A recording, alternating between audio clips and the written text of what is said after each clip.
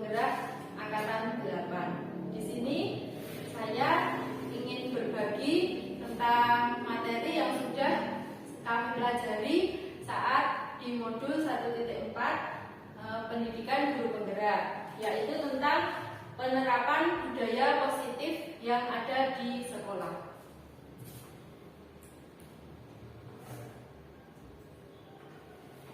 Pembelajaran dengan paradigma baru, yaitu pembelajaran dengan paradigma baru merupakan pembelajaran yang berorientasi pada penguatan kompetensi dan pengembangan karakter siswa yang sesuai dengan nilai-nilai Pancasila. Seperti yang kita ketahui sekarang, bahwa tujuan pendidikan itu adalah harus menciptakan atau mewujudkan peserta didik yang sesuai dengan profil pelajar Pancasila. Jadi yang diutamakan itu adalah orientasinya pada penguatan kompetensi siswa dan juga pengembangan karakter siswa agar sesuai dengan profil pelajar Pancasila. Kemudian disiplin positif. Profil pelajar Pancasila itu dimulai dari disiplin positif. Dalam budaya kita, yang namanya disiplin itu dimaknai sebagai sesuatu yang dilakukan seseorang pada orang lain untuk mendapatkan kepatuhan. Kita cenderung menghubungkan kata disiplin dengan ketidaknyamanan dan keterpaksaan. Sebagai guru itu seharusnya menciptakan anak-anak memiliki disiplin sehingga mereka bisa berperilaku dengan mengacu pada nilai-nilai kebajikan universal dan memiliki motivasi intrinsik bukan dari ekstrinsik. Jadi yang dimaksud di sini disiplin positif itu menciptakan anak atau murid yang berdisiplin tapi dari dalam dirinya sendiri, bukan karena terpaksa, bukan karena takut kepada kita.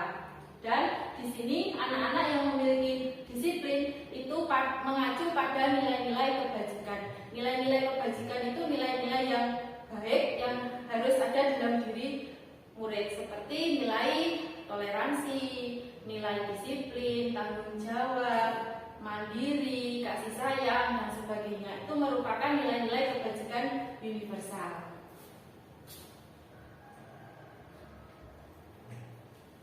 Kemudian selanjutnya, disiplin positif merupakan salah satu cara penerapan disiplin yang bertujuan untuk menumbuhkan kesadaran serta memberdayakan anak untuk melakukan sesuatu tanpa sogokan, ancaman maupun hukuman. Jadi anak-anak itu dengan sukarela melaksanakan sikap disiplin tersebut. Nah, di sini kebutuhan dasar manusia. Di sini murid itu kalau melanggar peraturan atau mereka itu tidak disiplin, itu sebenarnya mereka sedang punya kebutuhan yang tidak bisa mereka penuhi. Nah, kebutuhan dasar manusia itu ada bertahan hidup, kasih sayang dan rasa diterima, penguasaan, kesenangan dan kebebasan. Misalkan contohnya, jika anak saat pembelajaran tidak mau mengikuti aturan di kelas, lalu ramai sendiri, tidak mau bersikap tenang. Sebenarnya mereka itu sedang ingin memenuhi kebutuhan dasar mereka. Kira-kira kebutuhan dasar apa jika anak-anak itu tidak mau menerima pelajaran dari kita? Kira-kira apa kebutuhan dasarnya? Ingin diperhatikan itu, Bu.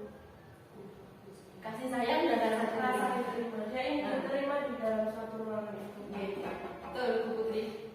Sebenarnya kalau anak itu tidak ingin memperhatikan kita, tidak mau malas dengan pembelajaran yang kita lakukan, sebenarnya mereka itu ingin memenuhi rasa kasih sayang dan rasa diterima. Jadi kita sebagai guru harusnya itu mengerti kebutuhan apa yang dibutuhkan oleh murid-murid kita. Jika mereka malas, berarti kita harus memberikan kasih sayang, memberikan perhatian yang lebih kepada anak tersebut agar punya motivasi atau punya dorongan semangat lagi untuk belajar. Misalkan lagi ada juga anak yang suka di luar bermain, mereka lebih suka beraktivitas di luar, kemudian saat aktivitas di dalam kelas mereka tidak seaktif saat di luar. Itu berarti mereka juga membutuhkan kebutuhan dasar, yaitu kebebasan. Contohnya seperti itu. Jadi kita sebagai guru harus tahu kebutuhan dasar apa yang ingin dipenuhi oleh murid-murid kita. Selanjutnya, motivasi perilaku manusia. Motivasi itu merupakan dorongan dari dalam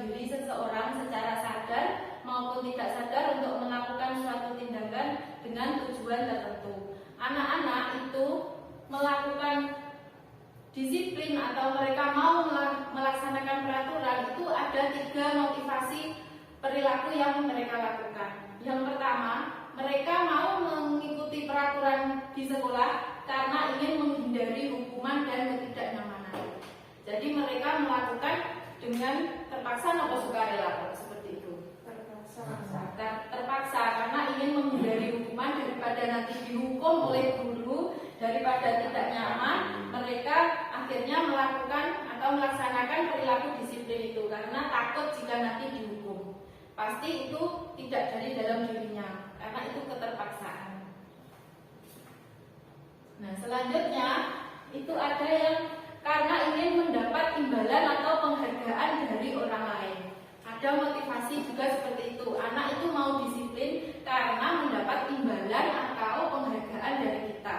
Misalkan mereka mengerjakan piket, sudah melaksanakan piket, kemudian kita memberi pujian setiap hari seperti itu. Nah, kalau nanti kita tidak masuk, tidak memberi pujian, tidak memberi penghargaan, mereka jadi malas. Akhirnya itu terpaksa atau sukarela? Terpaksa. Nah, itu juga terpaksa. Jadi untuk mendapatkan imbalan atau penghargaan dari orang lain itu tidak berasal dari dalam diri murid, tapi dari luar atau dari motivasi ekstrinsik. Kemudian yang ketiga, karena ingin menghargai nilai-nilai kebajikan diri sendiri. Itu contohnya murid melakukan perilaku disiplin karena ia sadar akan nilai-nilai kebajikan dalam dirinya. Itu merupakan motivasi yang ada dalam diri anak tersebut. Jadi tidak terpaksa, tidak karena takut, tapi memang mereka sadar bahwa disiplin ini penting untuk mereka. Karena disiplin ini mereka menjadi sadar akan nilai-nilai kebajikan atau manfaat yang mereka dapatkan jika melaksanakan disiplin tersebut. Jadi dari ketiga motivasi perilaku manusia ini, sebisa mungkin anak itu memiliki sikap disiplin itu dari motivasi menghargai nilai-nilai kebajikan dari dalam diri mereka sendiri. Kemudian konsep disiplin pendekatan restitusi. Restitusi itu merupakan proses menciptakan kondisi bagi murid untuk dapat memperbaiki kesalahan mereka sehingga mereka bisa kembali ke kelompok mereka dengan karakter yang lebih kuat. Jadi kalau ada anak yang memiliki kesalahan, berbuat salah di sekolah, itu kita bisa melakukan pendekatan restitusi karena restitusi itu bisa menciptakan kondisi di mana anak tersebut menyelesaikan atau mencari solusi sendiri terhadap kesalahan yang mereka buat. Nah, ciri-ciri restitusi itu yang pertama adalah bukan untuk menebus kesalahan, tapi belajar dari kesalahan. Dari pembelajaran mereka tentang kesalahan, mereka tidak akan mengulangi lagi. Kemudian yang kedua untuk memperbaiki hubungan. Maksudnya memperbaiki hubungan itu dari kesalahan mungkin ada kesalahan tersebut terhadap orang lain, melakukan kesalahan dengan orang lain. Nah, dengan restitusi itu bisa memperbaiki hubungan yang awalnya renggang dengan teman atau dengan guru, itu nanti bisa memperbaiki hubungan itu menjadi lebih baik. Kemudian ada tawaran bukan paksaan, karena dalam restitusi itu kita menawarkan solusi. Anak-anak diberi tawaran atau diberi kesempatan ini mau diperbaiki seperti apa, maunya kesalahan ini biar tidak terulang bagaimana, itu anak sendiri yang menyelesaikannya. Kemudian fokus pada karakter bukan dari tindakannya. Jadi memperbaiki karakter si anak itu agar anak itu tidak terulang lagi kesalahannya. Jadi anaknya yang diperbaiki bukan tindakannya. Kemudian mengutamakan solusi. Nah, perbedaan pada contoh kasus ketika siswa lupa belum mengerjakan PR. Kita biasanya memberi hukuman. Mungkin kalau tidak mengerjakan PR, anak-anak keliling lapangan. Atau mungkin guru marah-marah sehingga anak menjadi takut. Nah, itu adalah contoh hukuman. Hukuman ini membuat anak menjadi takut, menjadi terpaksa, terus menjadi mungkin akan membenci bapak ibu gurunya karena hukuman itu biasanya tidak membuat efek jera.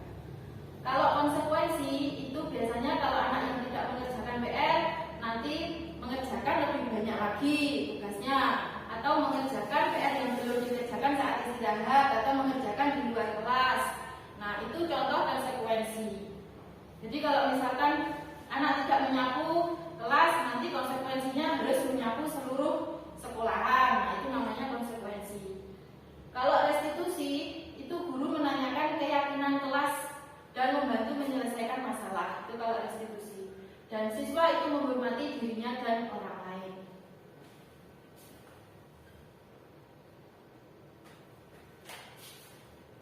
Kemudian selanjutnya tentang 5 posisi kontrol restitusi. Kita sebagai guru itu ada 5 posisi kontrol yang digunakan untuk menghadapi murid yang bermasalah. Kita bisa menjadi penghukum, kita bisa menjadi pembuat merasa bersalah, bisa menjadi teman, bisa menjadi pemantau, dan bisa menjadi manajer. Nanti dijelaskan satu-satu. Nah, penerapan posisi kontrolnya, kalau sebagai penghukum kita itu patuhi aturan sekolah. Kalau tidak, silahkan berdiri di kelas. Itu contoh kita sebagai guru, sebagai penghukum. Kalau tidak mematuhi aturan, kita menghukum anak. Nah, itu namanya kita sebagai penghukum. Kalau membuat rasa bersalah, itu biasanya kata-katanya seperti ini. Kamu ini bagaimana, Tori? Sudah berapa kali ibu kasih tahu, tetap saja begitu. Kamu nggak kasihan sama ibu. Nah, ada kata-kata kamu tidak kasihan ibu nanti kalau dimarahi kepala sekolah. Nah, itu namanya membuat rasa bersalah. Kemudian yang ketiga, itu sebagai teman. Kalau sebagai teman, menggunakan kalimat yang seperti teman. Contohnya, ayolah yang tertib dan buat ibu guru bangga. Kali ini tidak apa-apa, kamu salah. Besok jangan diulangi lagi ya. Nah, itu posisi kontrol kita sebagai teman. Kemudian kalau sebagai pemantau, itu contohnya kamu sudah melanggar aturan. Apa konsekuensi yang harus kamu terima? Itu jadi guru itu hanya memantau. Nanti kalau mereka salah, langsung ditanyakan konsekuensinya apa. Kalau kamu melakukan kesalahan, itu sebagai pemantau. Kalau sebagai manajer, itu apa kamu tahu kesalahanmu?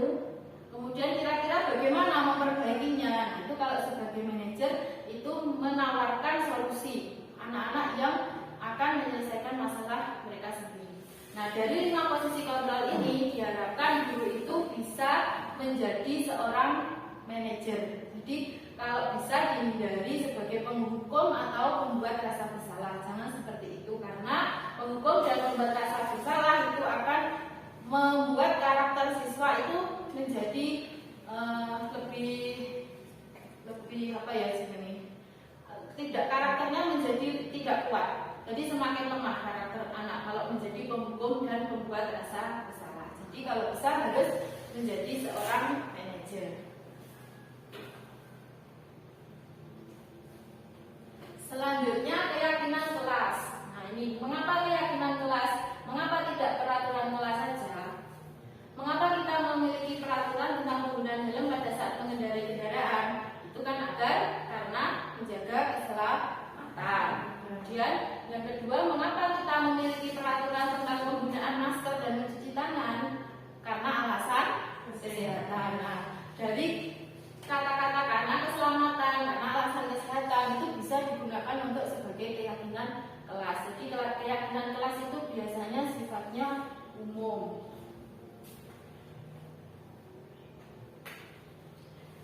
Nah, bagaimana pembuatan keyakinan kelas? Cara membuatnya yaitu berupa pernyataan umum. Sifatnya umum, tidak spesifik, tapi artinya menyeluruh. Dibuat dalam bentuk yang positif, tidak boleh menggunakan kata dilarang, tidak, itu tidak boleh.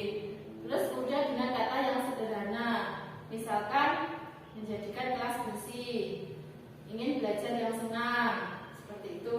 Terus sesuai dengan kondisi kelasnya dan semua siswa dilibatkan saat membuatnya agar ada rasa tanggung jawab dari anak tersebut.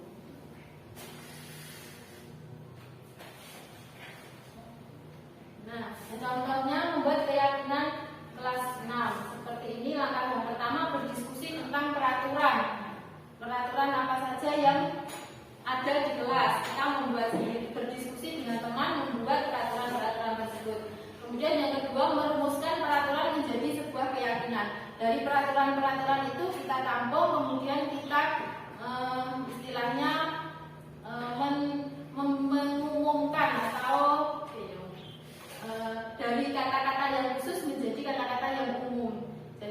agar artinya itu lebih luas.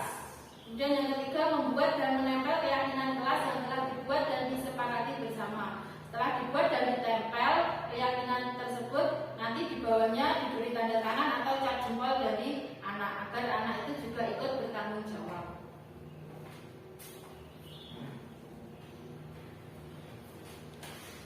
Nah, ini adalah segitiga restitusi, di mana ini adalah solusi saat anak-anak terlibat masalah atau melakukan kesalahan. Kita bisa melakukan segitiga restitusi ini. Langkah-langkahnya yaitu yang pertama adalah menstabilkan identitas. Menstabilkan identitas itu kita akan melakukan hal yang terbaik yang bisa kita lakukan. Misalkan kita menanyakan apa kesalahan yang anak-anak lakukan. Anak-anak tahu nggak kalau itu salah? Nah, seperti itu. Itu adalah menstabilkan identitas. Nanti setelah itu langkah-langkahnya yaitu validasi tindakan yang salah. Nah, contohnya semua perilaku memiliki alasan. Misalkan kalau misalkan tidak mengerjakan PR. Nah, menstabilkan identitasnya kita tanya, apakah kamu tahu bahwa ini salah?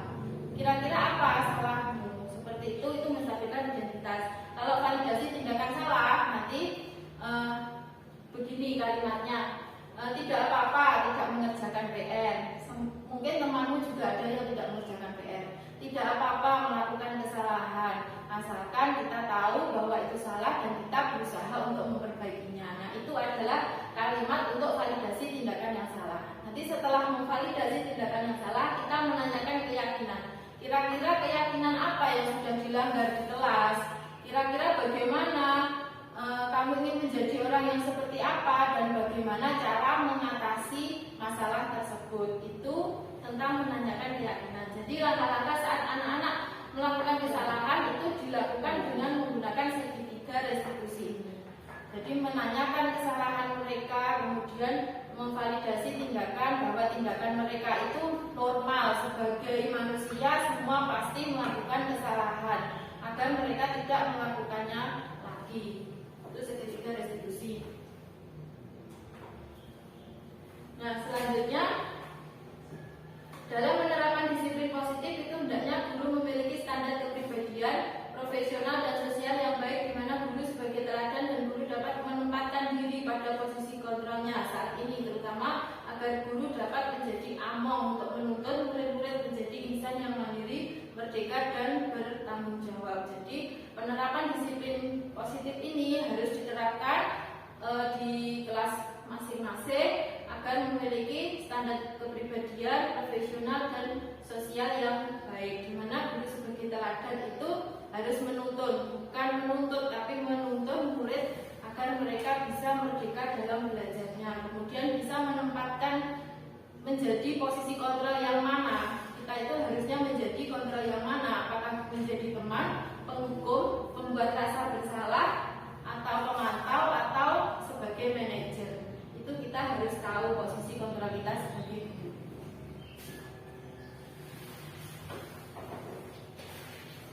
Demi penjelasan saya tadi, mungkin barangkali ada Bapak Ibu yang ingin bertanya, monggo silakan. Ya, Bu Suci. Mengenai materi disiplin, poin yang materi motivasi tadi dijelaskan bahwasanya ada 3 karakteristik pada motivasi. Yang poin 1 dan 2 itu menjelaskan bahwasanya anak mau disiplin karena ada imbalannya seperti ujian, hadiah dan lain-lain. Yang poin 3 itu motivasi dari dalam diri sendiri si anak. Pertanyaannya, bagaimana cara mewujudkan agar si anak bisa mencapai disiplin dengan kesadarannya sendiri? Baik, terima kasih Bu Suci. Bagaimana cara memotivasi siswa agar memiliki perilaku disiplin dari dalam dirinya? Yang pertama yang bisa kita lakukan adalah memberi contoh dulu, memberi teladan tentang bagaimana disiplin itu bisa diterapkan di sekolah. Kemudian yang kedua, kita bisa menggunakan membuat keyakinan kelas, menyusun keyakinan kelas yang ada di kelas masing-masing agar anak-anak itu terbiasa melakukan disiplin yang positif, melakukan hal-hal yang positif. Kemudian yang ketiga, bila anak-anak melakukan kesalahan atau melanggar peraturan dan sebagainya, kita bisa menggunakan perilaku kita bisa menggunakan segitiga restitusi untuk menyelesaikan masalah tersebut agar anak-anak terbiasa dengan disiplin tersebut. Terima kasih. Seperti itu Bu Suci. Monggo yang lain. Sudah tidak ada? Iya Pak. Baiklah kalau tidak ada, semoga apa yang saya sampaikan ini bisa memberi manfaat kepada kita semua dan semoga kita bisa menjadi guru yang menjadi among yang bisa menuntun murid untuk merdeka dalam belajarnya. Sekian.